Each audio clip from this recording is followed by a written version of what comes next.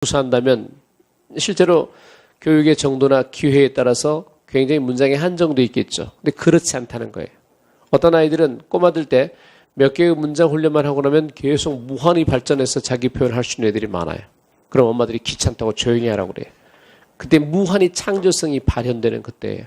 그래서 이건 굉장히 두뇌 발달이 아까 언어와 사고의 관계에서도 밀접한 기능을 하는 때입니다. 여러분 나중에 이제 아이들을 키우게 될 때 말을 배워서 엄마, 우유 이런 말 하게 될 때 그 다음 단계를 미리 가르치세요.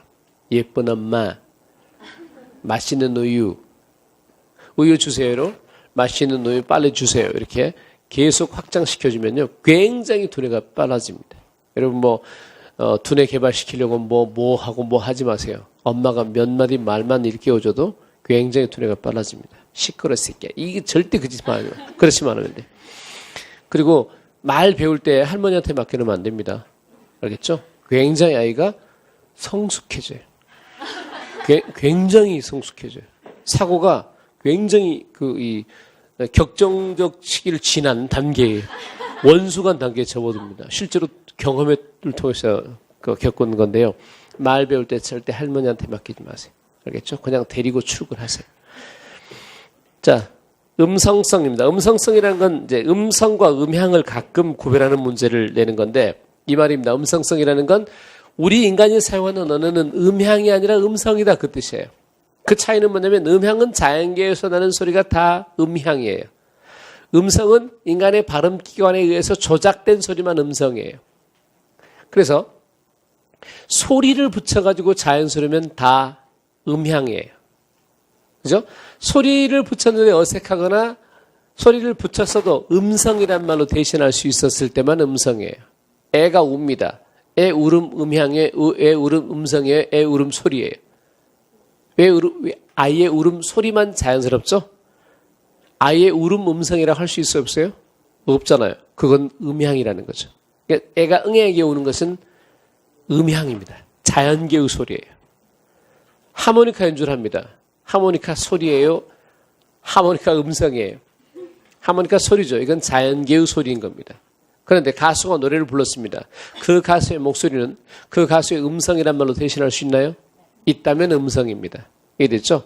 그것만 음성이랍니다. 그러면 언어는 음향으로 정리되는 건 언어가 아니라는 거예요. 뭔만 언어다? 음성으로 판단해 줄 수 있는 것만 언어다. 그게 언어의 음성성입니다. 그렇게만 이해하시면 돼요. 넘어갑니다. 자, 언어의 기능입니다. 언어의 기능도 구급에서 질문되는 것이고 7급에서 질문된다면 언어의 형태하고 문장의 형태하고 기능을 묻는 문제입니다. 먼저 크게 표현적 기능, 감화적 기능, 3번 친교적 기능, 4번 표출적 기능, 5번 정보 전달, 6번 미적, 7번 관어적 이런 기능에 먼저 가볍게 표시를 해보세요. 색볼펜으로 더해보시고 자 역시 예시가 있는 것들은 예시를 통해서 이것이 뭔가를 이해하는 게 중요합니다. 표현적 기능이라는 건 예시가 1, 2, 3, 4, 5번에 각각 붙어 있네요. 이 금은 무게가 5g이다. 여러분 이건 정보 전달 같아요? 표현이에요? 둘 다예요. 알겠죠?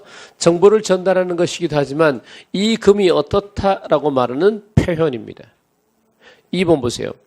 여기는 금연장소입니다. 라는 말은 표현이에요? 담배 피우지 말라는 명령이에요. 둘 다 되는 겁니다. 바로 그것만 기억하시면 돼요. 그러니까 여기는 금연장소입니다는 담배 피우지 마라라는 의도를 가지고 있는 명령도 기능도 되지만 상황에 따라서 표현적 기능도 있다라는 겁니다. 이것들이 공통적으로 뭐냐면 이제 첫 문장에 읽어보세요. 화자의 대상에 대한 심리를 표현하는 모든 것은 표현적인 거예요. 그러니까 표현은 굉장히 여러 가지 기능과 연결될 수 있습니다. 그러니 좋은 출제거리가 아니죠. 그 다음에 2번으로 갑니다. 감화적 기능이란 말은 다른 말로 셋째 줄 끝에 지령적, 환기적, 환정적 입니다. 지령이란 말은 지시하다, 명령하다 이런 말이고 환기란 말은 불러일으키다, 환정은 역시 정서를 불러일으키다라는 말이에요. 만약에 출제를 한다면 감화적 기능 가지고는 출제할 수가 있어요. 왜? 형태가 다양하니까. 첫 번째 예를 볼까요? 담배를 피우지 마라라는 발화자의 의도는 뭐예요? 담배를 피우지 말기를 원하는 거죠. 이 말을 통해서 상대가 말을 듣고 담배 안 피우는 동작을 했으면 좋겠죠. 이게 감화적이에요. 그러면 가로 안에 잘 보세요. 이것은 지령 중에서 직접적이다라는 거고요. 2번, 여기는 금연 장소입니다. 직접 피우지 말란 말은 하지 않았죠. 그러나 이곳에 대한 나의 정보를 전달하는 형식으로 선택한 표현적 기능이지만 결국은 거기에는 담배를 안 피우기를 바라는 의도가 들어있죠. 간접적 지령이라고 그래요. 3번, 청유문, 담배를 피우지 말자. 이것 직접이 아닙니다. 이것도 간접적 지령입니다.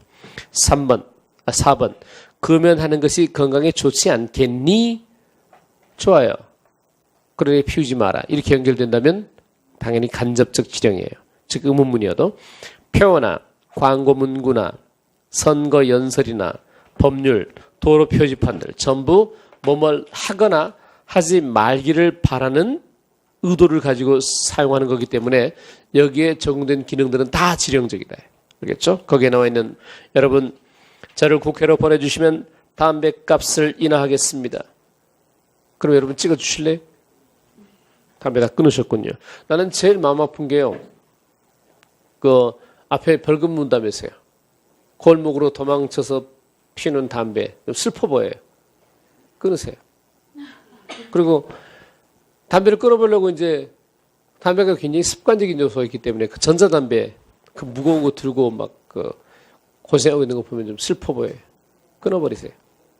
담배 끊어버리세요. 아마 내 생각에 인사혁신처가 많은 일을 할 겁니다. 앞으로. 그중에 아마 담배에도 승진 국가에 적용하지 않을까 싶어져요. 공무원 이 신상카드에 학력을 기재하지 않겠다고 그랬죠? 뉴스 들으셨나요? 그런데 어디에는 보관한다? 인사혁신처는 다 보관하고 있다는 게 무슨 짓이에요? 지그들만 알겠다는 것이죠. 그런 것처럼 여러분 뭐 인사와 관련된 것 중에 담배도 아마 중요한 데이터가 될 겁니다. 끊으세요. 그리고 금연으로 지키는 우리 건강, 표어라든가 기타 등등 이게 전부 지령적입니다. 결국은 지령적이다, 감화적이라는 것은 문장 형식은 중요하지 않다. 발화자의 의도가 어떻게 적용하느냐의 문제다. 끝. 친교적이란 말도 기억합시다. 친교란 말은 넷째 줄 보면 사교적이다 라는 말을 했네요. 왜? 이 말을 어떤 기능으로 쓴다? 사회적으로 부드러운 관계를 유지하기 위해서 쓰는 것이 신교적이다. 대표적인 게 안녕하세요라는 인사말. 안녕이란 말이 편안할 안, 무사할 영이에요. 편안하고 무사하니까 눈앞에 보이겠죠. 그런데 안녕하자고 묻는다는 것은 무의미한 질문일 수 있겠죠. 그것은 정보 전달의 내용이 아니기 때문에 그냥 말을 건넸다는 것 자체입니다. 그러니까 밥 먹었니? 라고 물었을 때 이게 나한테 밥을 사주겠다는 것인지 아니면 그냥 묻는 것인지를 고민해서는 안 돼요. 나 밥 먹었어. 사줄래? 이거 또라이고 너는 왜 안 사주려면서 자꾸 묻니? 이렇게 말하는 것도 또라이예요. 뭘 모르는 거죠? 그저 말하는 것이 중요한 기능일 뿐이에요. 그 말조차 안 한다고 생각해봐요. 밥을 먹었냐 안 먹었냐의 단순한 사실 확인 문제이기 때문에 밥 먹겠지라고 묻지 않는다고 생각해봐요. 사회적 관계가 매우 삭막해지겠죠. 그래서 절대 이건 지시적 의미가 중요하지 않다라는 겁니다. 오른쪽 15쪽의 두 번째 예를 보세요. 안녕하세요 여러분. 나이가 어린 사람들에게 경어를 사용하요. 경어라는 건 존대의 의미잖아요. 사회적 관계가 높아질 때 쓰는 거잖아요. 그런데 꼬마들한테 안녕하세요. 한 번 더 해보세요. 참 잘했어요. 라고 하는 이유는 뭐예요? 원활한 관계를 유지하기 위해서 그래요. 이게 전부 사회적 기능입니다. 표출적이다. 넘어갑니다. 정보 전달 넘어갑니다. 미적 기능은 좀 더 말을 부드럽게 쓰면 다 미적 기능입니다. 거기에 예의 세 번째를 보시죠.